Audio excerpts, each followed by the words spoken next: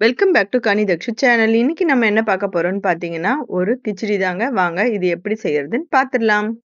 நான் இன்னைக்கு ஒரு கடாய் வச்சு கொஞ்சமா எண்ணெய் விட்டுருக்கேன். எண்ணெய் நல்லா காஞ்சிருச்சு. கடுகு போட்டாச்சு. கடுகும் நல்லா பொரிஞ்சிருச்சு.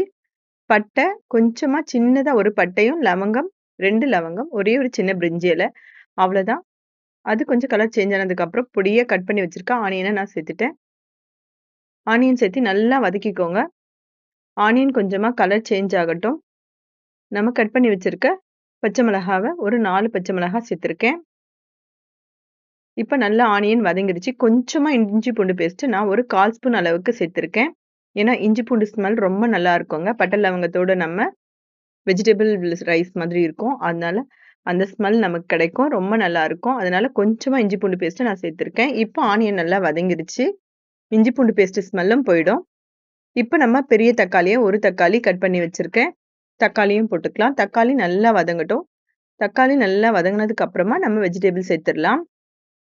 இப்போ வெங்காயம் தக்காளிலாம் நல்லா வதங்கிடுச்சு. நம்ம வெஜிடபிள் சேர்த்துடலாம். கேரட் பீன்ஸ் தான் இன்னைக்கு நான் சேர்த்துருக்கேன்.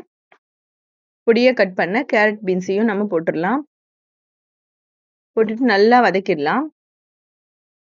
காய்கறிகளை நல்லா வதக்கிடுங்க. இதுக்கு தேவையான அளவு நம்ம உப்பையும் போட்டுக்கலாம். உப்பு போட்டு நல்லா வதக்கிடலாம். கொஞ்சமா கருவேப்பிலை சேர்த்துக்கோங்க. இப்போ பார்த்தீங்கன்னா நல்லா வதக்கியாச்சு. நம்ம தேவையான அளவு தண்ணியை விட்டுறலாம். நீங்க 2 கப் ரவை எடுத்தீங்கன்னா 4 கப் தண்ணி வச்சுக்கோங்க. நான் 1 கப் ரவை எடுத்திருக்கேன். இப்போ பார்த்தீங்கன்னா உப்பெல்லாம் சேர்த்தாச்சு. இப்போ நல்லா வெந்துருச்சு. நான் இப்போ ரவையை கொஞ்சம் கொஞ்சமா சேர்த்துக்கிறேன். சேர்த்து கிளறி விட்டுக்கோங்க. அவ்வளோதான். இங்கே பார்த்தீங்கன்னா சூப்பரான கிச்சடி ரெடி ஆகிடும்.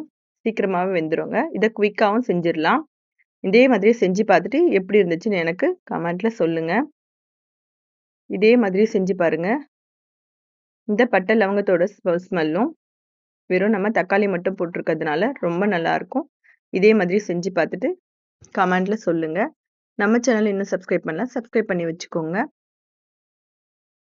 அவ்வளோதான். சூப்பரான கிச்சடி ரெடி.